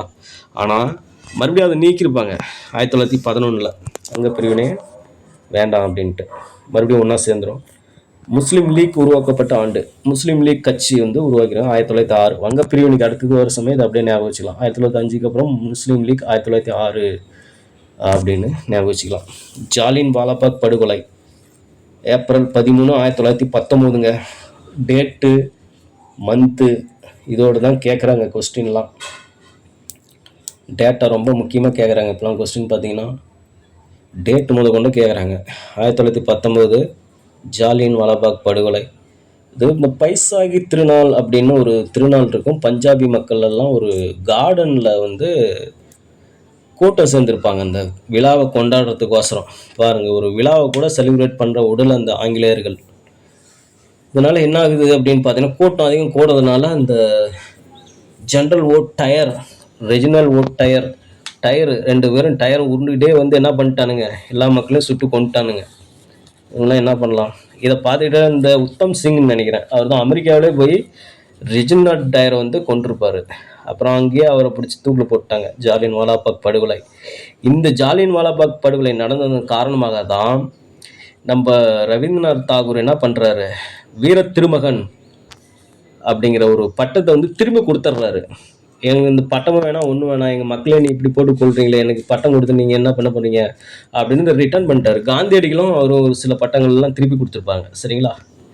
அதான் இது கொஸ்டின் கூட கேட்டிருந்தாங்க. இப்போ குரூப் 4ல் சர் பட்டம் அப்படின்னு கொடுத்தாங்க. அது டிரான்ஸ்லேஷன் கூட சரியாக அவங்க பண்ணல, சர்னே கொடுத்துட்டாங்க. அது இங்கிலீஷில் நைட்வுட் பட்டம் அப்படின்ட்டு இருந்தது. தமிழில் வீர திருமகன் கொடுத்துருந்தா நம்ம தமிழ் மாணவர்களுக்கு நிறையா புரிஞ்சிருக்கும். பட்டு இங்கிலீஷ் ஆன்சர் தான் ஃபைனல் ஆன்சர் அப்படின்ட்டு ஒரு வேற கொடுத்துட்றாங்க. இப்போ சார் அப்படியே அப்புறம் இங்கிலீஷில் கொஸ்டின் பார்த்தா தான் அது ஒரு கிளாரிஃபையே கிடச்சிது. சரிங்களா? ஒரு 200 கொஸ்டின் டிரான்ஸ்லேஷன் பண்ணுறதுக்குலாம் அவங்க பாடுறாங்களோ என்னமோ தெரில. போங்க, நம்ம ஸ்டூடெண்ட் விட்டால் கூட தரமான கொஸ்டின் ரெடி பண்ணிடுவாங்களோ போல. உப்பு சத்தியாகிரகம் நடைபெற்ற ஆண்டு 1930. உப்பு சத்தியாகிரகம், அதாவது உப்பு வந்து அள்ளி அந்த சட்டத்தை மீறுறாங்க. சரிங்களா? 1930 தண்டி யாத்திரை நம்ம காந்தி தலைமையில் நடக்கும். அதே நம்ம தமிழகத்தில் யார் தலைமையில் நடக்கும்? வேதாரண்யம் போவாங்க. திருச்சியிலேருந்து பயணம் யார் தலைமையில்? ராஜாஜி. சரிங்களா? ராஜாஜிலாம் காங்கிரஸ் கட்சிக்காரர். ஓகேங்களா? ஆரம்பத்தில் பெரியார்லாம் காங்கிரஸில் தான் இருந்தார். அப்புறம் வந்து விலகிட்டார் அந்த கட்சியிலேருந்து. சரிங்களா? கட்சிக்குள்ளே சில முரண்பாடுகள்லாம் இருந்ததுனால விலகிட்டார். வெள்ளையினே வெளியேறு இயக்கம் நடைபெற்ற ஆண்டு 1942ங்க. குயிட் இண்டியா மூமெண்ட்டு பார்த்தாங்க. ஆரம்பத்துலேருந்து எவ்வளோ போராடி பார்த்தனாங்க. இதுக்கு மேலாம் ஆகாது, நீ வெளியேறு அப்படின்ட்டு ஒரு போராட்டமே பண்ணிட்டாங்க. இருந்ததெல்லாம் போதும், மக்கள் கொள்ளையடிச்சதெல்லாம் போதும், சுட்டு போனதெல்லாம் போதும், போய் சேருடாங்க நாட்டுக்கு அப்படின்ட்டு குயிட் இண்டியா மூமெண்ட் மூலிமா அது பண்ணி காந்தியடிகள் செய் அல்லது செத்து மடி அப்படின்னுங்கிற ஒரு போராட்டத்தில் இறங்கிடலாம் அப்படின்ட்டார். எவ்வளோ அமைதியாக போராடின காந்தியே அப்படி சொல்லிட்டாரு. Do or die. எப்படிங்க பாருங்கள், சூப்பரில். இப்போ கூட நம்ம கிரிக்கெட் மேட்ச்லாம் ஆடினா நம்ம டூ ஆர் டை அப்படிம்பாங்க. இந்த கூட்டர் அப்படியே எடுத்து போடுவேன். India Australia do or die. இப்போ 2 மேட்சும் இவங்களும் 3 மேட்ச் வின் பண்ணியிருப்பாங்க, அவங்களும் 3 மேட்ச் வின் பண்ணியிருப்பாங்க. இது ஜெயிச்சா தான் நம்ம வின்னு அப்படிங்கிறது டூ ஆர் டை. ஓகே, இந்த கொஸ்டின் பாருங்கள், சராசரி கொஸ்டின் நம்ம ஷார்ட் வீடியோ போட்டிருக்கோம். யூடியூப் சேனல் சப்ஸ்கிரைப் பண்ணுங்கள், கமெண்ட் பண்ணுங்கள், ஷேர் பண்ணுங்கள். கண்டிப்பாக ஏதாவது தவறு இருந்தால் கமெண்ட் பண்ணுங்கள், இந்த கொஸ்டின் ராங்கு அப்படின்ட்டு. நம்ம வந்து மாணவர்களுக்கு யூஸ்ஃபுல்லாக இருக்கும். சரிங்களா? இது part 3 video, part 1 video, part 2 video நம்ம டிஸ்கிரிப்ஷனில் இருக்குது. நம்ம டெலிகிராம் சேனலும் இருக்குது, வாட்ஸ்அப் குரூப் இருக்குது, எல்லாமே ஜாயின் பண்ணிக்கிங்க. டெலிகிராம் சேனலில் ரெகுலராக நாங்கள் வந்து குயிஸ் போட்டுகிட்டே இருக்கோம். மேத்ஸ் எல்லாமே ஒரு காக்டெயிலாக போட்டுருக்கோம், மிக்ஸ்டாக. சரிங்களா? இப்போ குரூப் 2 ப்ரிலிம்ஸ் 2025 கம்மியான டேஸ் தான் இருக்குது, 30 டேஸ் தான் இருக்குது. இதுக்குள்ளே நம்ம ஃபுல்லாக வந்து நம்ம வந்து படிச்சிடணும், ரிவிஷன் தான் பண்ணணும். சரிங்களா? நம்ம ஃபைனலாக ஒரு வீடியோ போடுவோம். ஒன்லி கொஸ்டின் அண்ட் ஆன்சர் மட்டும்தான். இது வரைக்கும் நம்ம கேட்ட குயிஸ் நம்ம டெலிகிராம் சேனல்லே இருக்கட்டும், யூடியூப் சேனல்லாம் இருக்கட்டும், குயிஸ் எல்லாமே ஒரு வீடியோவாக தொகுத்து போட்டுடலாம். அதை மிஸ் பண்ணாத பாருங்கள். அது வரைக்கும் நம்ம சேனல் வந்து சப்ஸ்கிரைப் பண்ணி ஃபாலோ பண்ணிகிட்டே இருங்க, சரிங்களா? உங்கள் ஃப்ரெண்டுங்களுக்கெல்லாம் ஃபார்வர்ட் பண்ணுங்கள் இப்படி ஒரு சேனல் இருக்குது அப்படின்ட்டு. என்ன கொஸ்டினுங்க பார்த்தோம்? இதா? No, this. தமது கவிதைகளில் பெண் கல்வி, கைம்பெண் மறுமணம், பொதுவுடைமை, பகுத்தறிவு முதலான கருத்துக்களை பாடியவர் யார்? பாரதிதாசனுங்க. Answer B is the right answer, Bharathidasan. ஓகேங்களா? இதெல்லாம் பெரிய சாப்டர். முடியரசன், வே ராமலிங்கம் பிள்ளை, இல்லைங்களா? பாரதியார், வே ராமலிங்கம் பிள்ளைலாம் முதல் அரசவை கவிஞர் அவர் தான். ஓகேங்களா? கத்தியின்றி ரத்தமின்றி யுத்தம் என்று வருகிறது அந்த பாடல் ஆசிரியரும் அவர் தான். பாரதியார், முடியரசன், திராவிட நாட்டின் வானம்பாடி அவர் தான். அடுத்த கொஸ்டின் பாருங்கள். மேதினி பொருள் கூறு. மேதினா உலகம், சரிங்களா? இந்த கொஸ்டின் பாருங்கள். கனிச்சாறு, கொய்யாக்கனி, பாவிய கொத்து, நூறு ஆசிரியம் முதலான நூல்களை இயற்றியவர் யார்? துரைமாணிக்கம் என்ற பெயர் கொண்ட பெருஞ்சித்திரனார் அவர்கள், சரிங்களா? முடியரசன், அவரது இயற்பெயர் என்ன? துரை ராசு. தாராபாரதி, இயற்பெயர் என்ன? ராதாகிருஷ்ணன், திருவண்ணாமலைக்காரர் அவர், சரிங்களா? துரைமாணிக்கம் வந்து சேலத்துக்காரர். ஓகே, அடுத்த கொஸ்டின் பாருங்கள். தமிழ் எழுத்துக்கள் பெரும்பாலும் வலஞ்சொலி எழுத்துக்கள், சரிங்களா? இடஞ்சொலி இருக்குது, பட் மேக்சிமம் வலஞ்சொலி எழுத்துக்கள் தான். கீழ்கண்ட தாவர இலை பெயர்களில் தவறானது எது? கமுகுனா கூந்தல், கரும்பு நாணல்னா தோகை, சப்பாத்தி கள்ளி தாளைனா மடல், நெல் வரகு தாள்னு சொல்லுவோம். அதனால் no mistake in this question. Okay, next. தமிழ் எண்களில், சரிங்க, எண்களில் போட்டிருக்கு. தமிழ் எண்களில் தவறானது எது? 4, 4th. இதுக்கு ஒரு ஷார்ட்கட் இருக்குது, உங்களுக்கு தெரியும்னு நினைக்கிறேன். கடலை உருண்டை எங்கெனும் சப்பி ருசித்து சாப்பிட்டான் என்று அவன் கூறினான். அந்த லெட்டர்லாம் ஃபர்ஸ்ட் லெட்டர்லாம் போட்டிங்கன்னா அந்த ஆன்சர்லாம் வந்துடும். மீன், முதலை, பாம்பு, செய் போன்ற 2000 ஆண்டுகள் வழக்கில் இருக்கும் சொற்களை கூறும் நூல் குறுந்தொகை. இப்போ இந்த பாருங்கள், இதுல ஒரு மிருக பெயர்களே சொல்கிறாங்க பாருங்கள். இந்த குறுந்தொகையில் மீன், முதலை, பாம்பு, இல்லைங்களா? இது மாதிரி தமிழ் சொற்கள்லாம் இருக்குது. டிஎன்பிஎஸ்சி கண்ணில் அந்த புக்கில் இருக்கிற அந்த பாக்ஸ் கண்டென்ட் கிடச்சிதுன்னா கொஸ்டின் கேட்டுருவாங்க. ஓகேங்களா? வேர்ச்சொல் அறிக. இப்போலாம் எங்கள் புக்கில் இருந்து அதிகம் கேட்குறாங்க அப்படிங்கிறீங்களா? உங்கள் மைண்ட் வாஷ் கேட்குதுங்க, கேட்குது. ஓகே, வேர்ச்சொல் அறிக. அகன்று, இதுக்கு அகழ், அதுதான் ஆன்சர் ஏ. வேர்ச்சொல் அறிக. இனிப்பு, இனிமை. வேர்ச்சொல் எப்படி வரும் அப்படின்னா அது வந்து மேலும் பிரிக்க முடியாது, சரிங்களா? இனிமை, அதான் வேர்ச்சொல் இனிப்புக்கு. இது பாருங்க, மெல்ல நடந்தான். நம்ம வந்து என்ன நினச்சிருப்போம், பெயரச்சம் அப்படின்னா மெல்ல அந்த ஆ வருதா அதை வச்சு பெயரச்சம் போடும். அப்படி போட முடியாது. அந்த மெல்ல அது பக்கத்தில் இருக்கிற பெயரையும் பார்க்கணும். நடந்தான்ங்கிறது ஒரு வினைச்சொல், இல்லைங்களா? நட, ஆடு, பாடு, ஓடு, இதெல்லாம் ஒரு செயல்களை குறிக்கும் சொல். அதான் நடந்தான் ஒரு வினைச்சொல். அதனால் அதுக்கு முன்னாடி ஒரு குறிப்பு இருக்குது, அதனால் அது குறிப்பு வினைச்சொல் தான் ரைட்டான ஆன்சர். ஓகே, இப்போ மெல்ல. சிறந்த மாணவன், இந்த மாணவங்கிறது ஒரு பெயர் சொல், அதனால் பெயர் சொல்லுக்கு முன்னாடி இந்த குறிப்பு வர்றதுனால சிறந்த மாணவன் அது பெயரச்சம். அதில் ஆ வருது, ஓகே. ஆனால் எல்லா இதுக்குமே ஆ வந்ததுன்னா அது நம்ம பெயரச்சமாக போடக்கூடாதுங்க, அதை நோட் பண்ணிக்கோங்க. மெல்ல நடந்தான் அப்படிங்கிறது குறிப்பு வினைச்சம் தான் ரைட் ஆன்சர். எழுதிய கவிதை, இது பாருங்கள், ஆ வருது, பக்கத்தில் கவிதைங்கிறது பெயர் சொல், இல்லைங்களா? எழுதிய அப்படின்னா என்ன? எழுதி, அதில் வந்து ஒரு காலம் தெரியுது, அது வந்து எழுதப்பட்ட கவிதை, எழுதியாச்சு. இங்கே பாருங்கள், இதில் ஒரு காலமே தெரியல, அதனால் காலம் தெரியாதனால அது ஒரு குறிப்பு, இல்லைங்களா? காலம் தெரியுது அப்படின்னா தெரிநிலை. அது என்ன தெரிநிலை? வினையா பெயரா? எழுதிய பக்கத்தில் வினை வந்ததுன்னா அது வினை, தெரிநிலை வினையச்சமாக வந்திருக்கும். எழுதிய பக்கத்தில் ஒரு பெயர் சொல் வந்ததுன்னா அது தெரிநிலை பெயரச்சம். ஓகேங்களா? ஓகே, மரபு சொற்கள். வண்டு, வண்டு அதனுடைய சவுண்டு எப்படி இருக்கும்? இறையும். அலப்புங்கிறது குரங்கு. ஓகேங்களா? ஓகே. பசு மரபு சொற்கள், கதரும். ஆடு கத்தும், சரிங்களா? ஆடு கத்தும், பசு வந்து கதரும். கிளி பேசும், குரங்கு அலப்போம். வயது வந்தோர் வாக்குரிமை பற்றும் சொல்லும் ஆர்டிகல் எதுங்க? 326. இப்போ வந்து வயது வந்தோர்னா என்ன?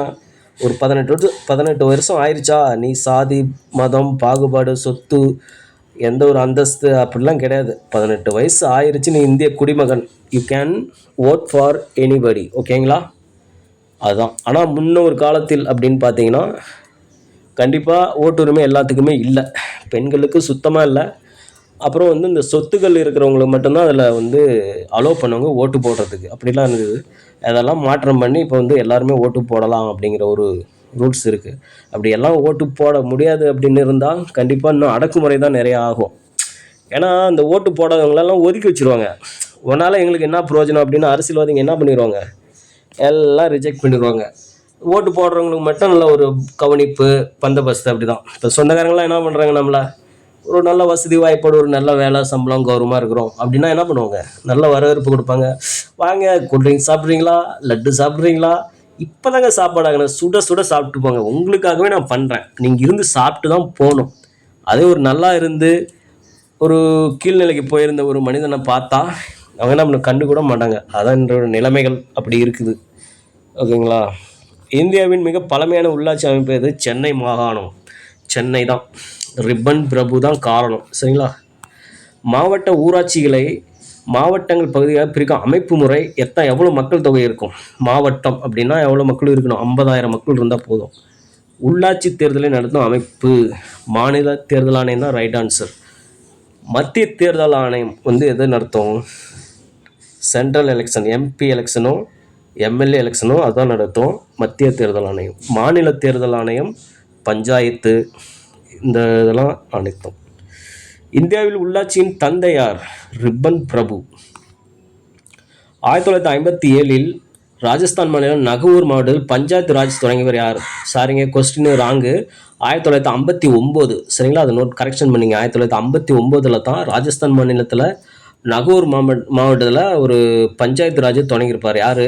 ஜவஹர்லால் நேரு அவர்கள். சரிங்களா, ஜவஹர்லால் நேரு அவர்களா தொடங்கியிருப்பார் 1959. அதனால தான் இப்போ 2009 என்ன பண்ணுவாங்கன்னா ஒரு பொன் விழா கொண்டாடலாம், 50 வருஷம் ஆயிடுச்சு அப்படின்ட்டு பொன் விழா கொண்டாடி இருப்பாங்க.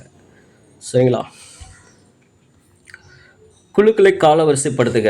இந்த குழுக்கள்லாம் எதுக்கு அப்படின்னா நம்ம பஞ்சாயத்து ராஜ் பற்றி ஒரு ஆராயணும், அனலைஸ் பண்ணணும், அது எப்படி செயல்படுது, எப்படி பண்ணலாம் அப்படிங்கிற ஆராயப்பட்ட குழுக்கள் தான் இந்த குழுக்கள். சரிங்களா. குழுக்கள்னால் ஏதோ ஒன்று நினச்சிக்காதீங்க, குழுக்கள்லாம் இதான். ஏதாவது ஒரு ஒரு மீட்டிங் டிஸ்கஷன் பண்ணுவாங்க. இப்போ நம்ம வீட்டில் ஒரு பொருள் வாங்குகிறோம், நம்ம அப்பா அம்மா பிள்ளைங்க கொஞ்சம் பெருசாக இருந்தால் டிஸ்கஷன் பண்ணுவாங்க. நம்ம இந்த தீபாவளிக்கு இந்த பொருள் வாங்கலாமா, ஃப்ரிட்ஜ் வாங்கலாமா, டிவி வாங்கலாமா, இஎம்ஐயில் வாங்கலாமா, இல்லை நம்ம இப்படி பண்ண ஒரு சீட்டு போடலாமா, பேங்க்கில் டெபாசிட் பண்ணலாமா, வட்டிக்கு விடலாமா, இல்லை இந்த பொருள் வாங்கலாமா, கார் வாங்கலாமா, டிவி வாங்கலாமா, மோட்டர் சைக்கிள் வாங்கலாமா, இல்லை வீடு வாங்கலாமா, நிலம் வாங்கலாமா, அப்படி ஒரு டிஸ்கஷன் பண்ணுவோம்ல. அதே மாதிரி நாட்டுக்காக இவங்க என்ன பண்ணுறாங்க, பஞ்சாயத்து ராஜ் அமைக்கலாமா, நல்லா இருக்குமா அப்படிங்கிற ஒரு டிஸ்கஷன் பண்ணி இந்த குழுலாம் அமைப்பாங்க. சரிங்களா. குழுக்கள் தற்காலிக குழுக்கள் இருக்கும், நிரந்தர குழுக்களும் இருக்கும். தற்காலிக குழுக்கள்னால் டெம்பரரி ஒரு குழு அரேஞ்ச் பண்ணுவாங்க, அந்த வேலை முடிஞ்சிருச்சா அந்த குழு கலைச்சிருவாங்க. நிரந்தர குழுக்கள்லாம் பர்மனெண்ட்டாக இருக்கும், அடுத்தடுத்து செயல்பாட்டுக்கு மறுபடியும் குழுக்கள் அவங்க வந்து அனலைஸ் பண்ணிகிட்டே இருப்பாங்க. அதான் நிரந்தர குழுக்கள். நம்ம மேட்டருக்கு வருவோம். இப்போ பல்வந்திர மேத்தா குழு தான் 1957. அப்படியே 20 இயர்ஸ் ப்ளஸ் பண்ணுங்க, அசோக் மேத்தா குழு வந்துடும். அப்புறம் ஜிவிகே ராவ் குழு வந்துடும். அப்புறம் கடைசி தான் எல்எம் சிங்வி குழு. ஓகேங்களா. இது first Balwantrai 3, Ashok Mehta 2, GVK 4, LM Singhvi குழு 1, 3 to 4 1. B is the right answer. ஓகேங்களா. ஓகே. தமிழ்நாட்டில் புதிய பஞ்சாயத்து ராஜ் எப்போது தொடங்கப்பட்டது? 1994ங்க. அதாங்க ஆன்சரு. தமிழ்நாட்டில் புதிய பஞ்சாயத்து. சரிங்களா. பஞ்சாயத்து வந்து ராஜ் சட்டம் வந்து 73, 74. கிராம பஞ்சாயத்து அப்படின்னா 73, 74 நகர பஞ்சாயத்து இல்லைங்களா. அது 1992 அப்படி தான் வந்திருக்கும். ஆனால் தமிழ்நாட்டில் 1994. ஆண்டுக்கு எத்தனை முறை கிராம சபை கூட்டங்கள் நடத்தப்படுகின்றன? இப்போ கிராம சபை கூட்டங்கள்லாம் நடத்துகிறாங்கல்ல, இந்த உள்ளாட்சி, இந்த பஞ்சாயத்து, அந்த இதெல்லாம் வந்து 6 முறை நடத்துவாங்க வருஷத்தில். என்னென்ன அப்படின்னு பார்த்தீங்கன்னா, நம்ம குடியரசு நாள், அப்புறம் நம்ம சுதந்திர தின நாள், மே தினம், காந்தியோடைய பர்த்டே. சரிங்களா. இது மாதிரி ஒரு டேட்டில் அதை நடத்துவாங்க. உள்ளாட்சி தினம் எப்போ அப்படின்னு கேட்குறாங்க. ஏப்ரல் 24 தாங்க ஆன்சர். ஈரோடு நகராட்சி தலைவர் பெரியார் எந்த ஆண்டு பதவி வகித்தார்? 1917ங்க. ஈரோடில் நகராட்சி தலைவராக பதவி வச்சிருப்பார். அதுக்கப்புறம் தான் அவர் காங்கிரஸில் நம்ம ராஜாஜி சேர்த்து விடுவார். வா நண்பா, நான் பெற்ற பயன் இன்பத்தை நீயும் பெருக அப்படின்ட்டு காங்கிரஸில் அவர் சேர்த்து விட்டுருப்பார் ராஜாஜி. 2 க்ளோஸ் ஃப்ரெண்ட்ஸ் அவங்க 2 பேரும். அப்புறம் கருத்து வேறுபாடு காரணங்க பிரிஞ்சுட்டாங்க. அவர் காங்கிரஸ் பக்கம் போயிட்டாரு, இவர் தனி சுய மரியாதை மாநாடுங்கிற மாதிரி. ஃபர்ஸ்ட் நம்ம ஒரு மனுஷன் ஒரு செல்ஃப் ரெஸ்பெக்டாக இருக்கணும், அதுக்கப்புறம் கட்சி மாநாடு அப்புறம் பார்த்துக்கலாம் அப்படின்ட்டு பெரியார் முன்னே என்ன பண்ணுறாரு, தன் வீட்டை சுத்தம் பண்ணலாம் அப்படிங்கிற மாதிரி தான். இந்தியாவில் முதலில் நகராட்சியில் குழாய் மூலம் குடிநீர் கொண்டு வந்தவர் யார்? இந்தியாவிலே பாருங்கள், இந்தியாவிலே முதல் முறையாக குடிநீர் யார் கொண்டு வர? நகராட்சி சபை தலைவராக இருந்த பெரியார் அவர்கள் தான் right answer. D is the right answer. அவர் தான் இந்த சிஸ்டத்தை கொண்டு வந்திருப்பார். நல்ல ஒரு பகுத்தறிவு சிந்தனைவாதிங்க பெரியார். ஓகேங்களா. இப்போ அவர் கடைசி காலத்தில் பார்த்தீங்கன்னா கொஞ்சம் ரொம்ப வயசாயிருச்சு, நோய்வாய்ப்பட்டு இருந்தார். இந்த சிறுநீர் பையில் அந்த பைப் வச்சு போனார் வந்தார் அப்படின்னுங்க. அதெல்லாம் இவர் கடவுளை பழிச்சதுனால தான் அப்படி ஆயிட்டாரு அப்படின்னு சொல்கிறாங்க மக்கள். அவர் வந்து கடவுள் வந்து உண்மையிலே அவர் வந்து பழிக்கிறதுக்கு காரணம் என்ன தெரியுங்களா? அதாவது வேற்றுமை நிறைய பார்க்குறாங்க. இப்போ ஒரே மதம் இந்து, அதில் வந்து எல்லா கேஸ்ட்டும் அனுமதிச்சாதான் அது இந்து மதம் பேர். ஒரு குறிப்பிட்ட சமுதாயத்தை மட்டும் நீ வரக்கூடாது, கோயில் வரக்கூடாது, அங்கே வரக்கூடாது அப்படின்னா அப்போ கடவுள்னு ஒன்று எதுக்கு? கடவுள் வந்து எல்லாத்துக்கும் ஒரு பொது தானே. ஒரு குறிப்பிட்ட சமுதாயம் மட்டும் எப்படி நீ அவமதிக்கலாம்? அப்போ கடவுள் எல்லாத்துக்கும் அருள் கொடுக்க மாட்டாரா? அப்படி தானே நமக்கு தோணும். இப்போ உயர்ந்த சாதியினர்கள் மட்டுமே அருள் கொடுப்பாரா கடவுள்? அப்படி ஒரு கடவுளை நாம் எப்படி வணங்க முடியும் அப்படிங்கிறாரு. அதான் கொஸ்டினை தவிர அவர் வந்து கடவுள்லாம் வெறுக்கலை. கடவுள் இருக்கிறதுனால என்ன பிரயோஜனம் அப்படின்னு கொஸ்டின் தான் அவரோட கொஸ்டின். சரிங்களா? ஓகே, கடவுள் இருக்கிறார் அப்படின்னு நாம் நம்பலாம். ஓகே, ஆனால் பெரியார் கொள்கையை நம்ம ஏற்றுக்கணும். அதாவது கடவுள் இல்லை அப்படின்னு சொல்ல நம்ம ஏற்றுக்க முடியாது. கடவுள் இருக்கிறாங்க, ஆனால் அது இந்த பாகுபாடு தான் ஒரு விமர்சனம் பண்ணுறாரு நிறையா. ஓகேங்களா? பாகுபாடு இருக்கக்கூடாது அப்படிங்கிறதான் அவருடைய கொள்கை. எந்த போருக்கு பின் கிழக்கிந்திய கம்பெனி வங்காள ஆளுநரிடமிருந்து நில வரி வசூல் செய்யும் உரிமை பெற்றனர்? பிளாசி போர் 1757 இல்லைங்களா? அதான் பெருங்கிளர்ச்சி 1857. அப்படியே 100 வருஷம் முன்னாடி போனால் பிளாசி போர். பக்சார் போர் 1774 ப்ளஸ் 1757 ப்ளஸ் 1764 வரும்னு நினைக்கிறேன் பக்சார் போர் இல்லைங்களா? வேலூர் தான் 1806. அடுத்த கொஸ்டின், 73 மற்றும் 74வது சட்ட திருத்தம் எந்த ஆண்டில் நாடாளுமன்றத்தில் நிறைவேற்றப்பட்டன? இது 93ங்க. நாடாளுமன்றத்தில் 93 தான் சட்டமே நிறைவேற்றிருப்பாங்க. அப்படி கொண்டு வரலாம் அப்படின்னு ஒரு இருக்கும். ஆனால் அது நிறைவேற்றுவாங்கல்ல, மசோதான்னு ஒன்று கொண்டு வரலாம். இதை நம்ம கொண்டு வரலாம், ஒரு திட்டத்தை கொண்டு வரலாம் அப்படின்னு ஒரு டேட் இருக்கும். அதை நிறைவேற்றிருப்பாங்க, அது ஒரு டேட்டு. இப்போ நம்ம வீட்டில் டிவி வாங்கினோம், ஃப்ரிட்ஜ் வாங்குகிறோம் அப்படின்ட்டு ஒரு டேட்டில் நம்ம ஃபிக்ஸ் பண்ணுவோம். இந்த மாதம் கழித்து நம்ம டிவி வாங்கிடலாம்ப்பா, பெரிய டிவி எல்இடி வாங்கிடலாம். அது வாங்கப்பட்ட தேதின்னு ஒன்று இருக்குல்ல, அன்றைக்கே வாங்குகிறோம், ஒரு 10-20 நாள் கழித்து நம்ம வாங்கிடுறோம். அதான் அது நாடாளுமன்றத்தில் நிறைவேற்றப்பட்ட வருஷம் என்ன அப்படின்னு கேட்குறாங்க. 73, 74 சட்ட திருத்தம், 73 கிராம பஞ்சாயத்து, 74 நகராட்சி. சரிங்களா? பஞ்சாயத்து ராஜ் பொன் விழா எப்போது கொண்டாடப்படுகிறது? 2009. காரணம் முன்னாடி சொல்லிட்டேன். ராஜஸ்தானில் நகூர் மாவட்டத்தில் கிராமத்தில் நம்ம பஞ்சாயத்து ராஜை கொண்டு வந்துடும் ஜவஹர்லால் நேரு 1959. ப்ளஸ் 50 இயர்ஸ் நடந்துருச்சு 2009. அப்போ வந்து இந்த சிஸ்டத்தை கொண்டு வந்திருப்பாங்க, பொன் விழா கொண்டாடலாம் அப்படின்ட்டு. அடுத்த கொஸ்டின், 1950ஆம் ஆண்டு முதல் அமைச்சரவை செயலாளர் யார்? இது வந்து என்ஆர் பிள்ளை தாங்க ரைட்டு. விபி மேனன் வந்து ஒரு அசிஸ்டண்ட்டாக இருந்திருப்பார். யாருக்குன்னா உள்துறை அமைச்சராக இருந்த வல்லபாய் பட்டேலுக்கு 1948, 49, 50 அந்த காலகட்டத்திலலாம். ஏன்னா அந்த சுதேச அரசுக்கெலாம் இணைச்சாங்க இல்லையா, அதில் ஹெல்ப்பாக இருந்திருப்பார். யாருக்கு? நம்ம வல்லபாய் பட்டேலுக்கு. சரிங்களா? அதுதான் அவர் விபி மேனன். அவர் என்ஆர் பிள்ளைங்கிறவரது அமைச்சரவை செயலாளர், முதல் அமைச்சரவை செயலாளர். அப்படின்னா நம்ம பிரைம் மினிஸ்டர்லாம் இருக்காரு இல்லைங்களா, அவங்களுக்கு வந்து ஒரு செயலாளர் இருப்பார். முக்கியமாக எங்கே போகணும், மீட்டிங் போகணும், அங்கே வரணும், இங்கே வரணும், இதெல்லாமே அவங்க தான் பண்ணுவாங்க. ஆனால் இது ஞாபகப்படுத்துவாங்க உங்களுக்கு. விஎஸ் ஸ்மித்து அவர் என்ன சொல்கிறார்? இந்தியாவை ஒரு மொழி இனங்களின் அருங்காட்சியகம் அப்படின்ட்டு இருப்பார். நேரு வேற்றுமையில் ஒற்றுமை அதெல்லாம் நிறையா சொல்லியிருக்காரு. 1919ஆம் ஆண்டு எந்த ஆணையம் தேர்வு பணியாளர்கள் தேர்வு ஆணையம் அமைக்க பரிந்துரை செய்தது? இது வந்து லீ ஆணையம் தான் ரைட் ஆன்சர். சரிங்களா? 1919 ஒரு பரிந்துரை செய்யணும் குழு, அவங்களும் ஒரு குழுலாம் அமைச்சிருக்காங்க நிறையா. அந்த லீ ஆணையம் அவங்க தான் வந்து ஒரு தேர்வு பணியாளர் தேர்வு ஆணையம் அமைக்கலாம் அப்படின்னு ஒரு பரிந்துரையை செஞ்சது வந்து 1919 லீ ஆணையம். இந்திய அரசியலமைப்பின் கீழ் மிக முக்கியமான அலுவலர் தலைமை கணக்கு அலுவலர் என்று யார் கூறினார்? டாக்டர் அம்பேத்கர் தான் சொல்லியிருக்காரு. இந்திய அரசியலமைப்பின் கீழே ஒரு முக்கியமான அலுவலர் பதவி அப்படின்னா அது தலைமை கணக்கு அலுவலர் அப்படின்னு சொன்னது யார்? டாக்டர் அம்பேத்கர் அவர்கள். இது ஒரு சிம்பிளிகேஷன் கொஸ்டின்ங்க. சரிங்களா? ஓகே. இது ஒரு போல் வாக்கெடுப்பு.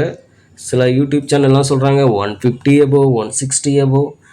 கண்டிப்பாக கொஸ்டின் இந்த குரூப் 4 கொஸ்டின் பார்த்தீங்கன்னா மேக்ஸிமம் தமிழில் 80, ஜிகேயில் ஒரு 70 இவ்வளோதாங்க மேக்ஸிமம் போட முடியும். என்ன தான் ஒரு ஸ்டூடெண்ட் ஒரு எக்ஸ்ட்ரானரி ஸ்டூடெண்ட்டாக இருந்தாலும் 150 அவ்வளோதான் போட முடியும். அந்த ரேஞ்சில் இருக்கிறவங்கள ஒரு 50 பேர் இருக்கலாம். ஆல் ஓவர் தமிழ்நாட்டில் ஒரு 50 பேர் 40 பேர் 10 பேர் கூட இருக்க வாய்ப்பு இருக்குது.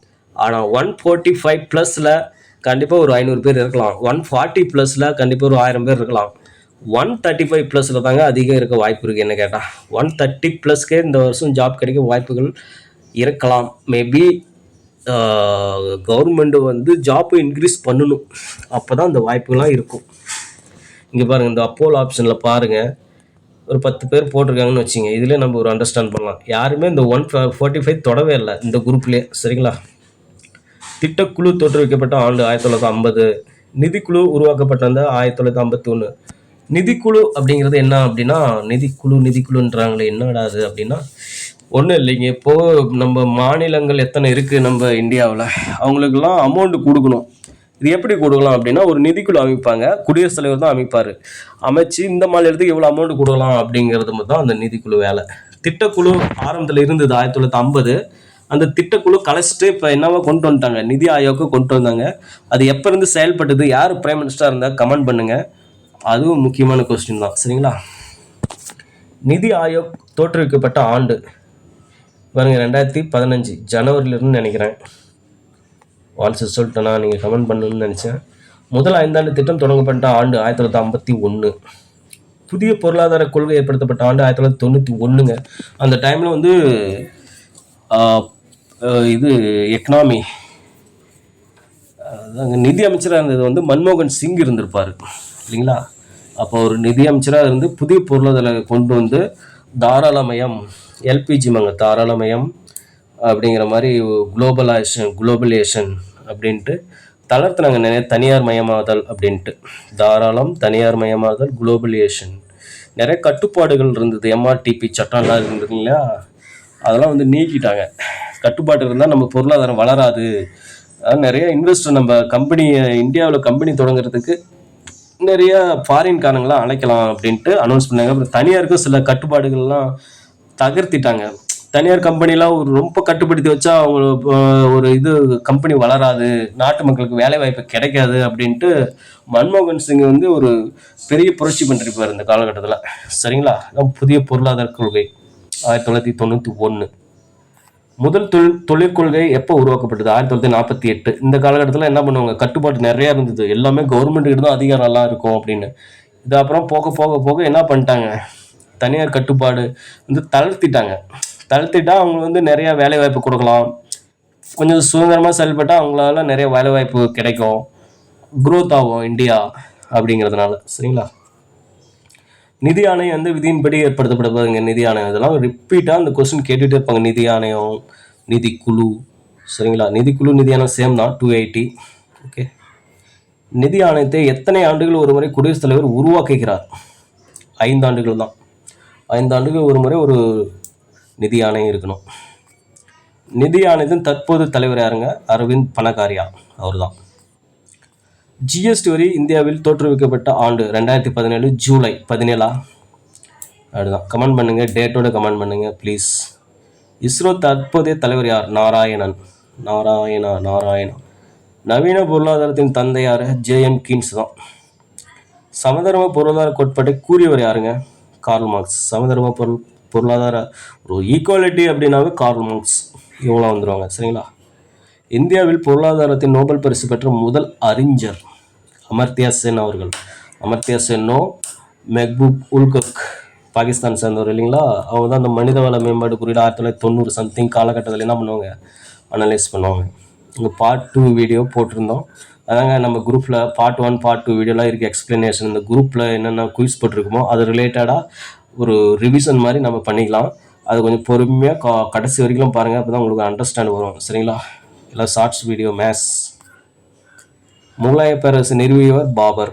சௌசா போர் 1539. சௌசா போர் யாருக்கு இடையே நடந்திருக்கும்? ஹுமாயூன் வெர்சஸ் ஷெர்ஷா சூரி.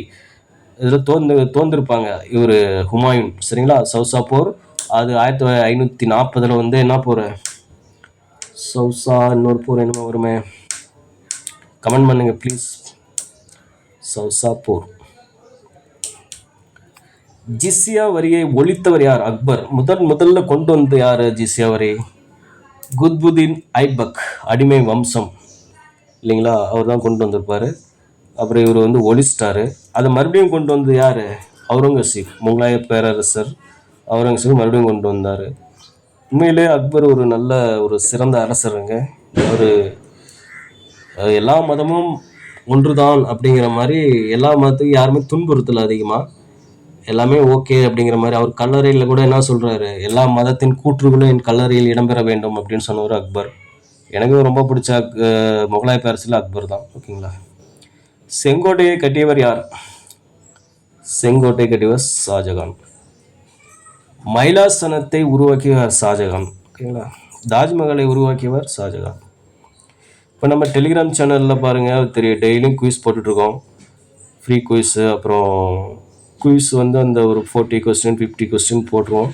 ஆட்டோமேட்டிக்காக உங்களுக்கு அந்த 40 கொஸ்டின் 50 கண்டினியூவாக நீங்கள் எக்ஸாம் எழுதலாம். மேத்ஸு, ஜிகே, தமிழ் எல்லாமே. ஜாயின் பண்ணிக்கங்க டெலிகிராம் சேனல். ரொம்ப நன்றிங்க. சப்ஸ்கிரைப் பண்ணுங்கள், லைக் பண்ணுங்கள், கமெண்ட் பண்ணுங்கள். ஏதாவது டவுட் இருந்தால் கேளுங்கள். ஏதாவது கொஸ்டின் மிஸ்டேக் இருந்தால் கமெண்ட் பண்ணுங்கள், திருத்திக்கலாம். எல்லோரும் பார்க்கட்டும். ஓகேங்களா? தேங்க்யூ.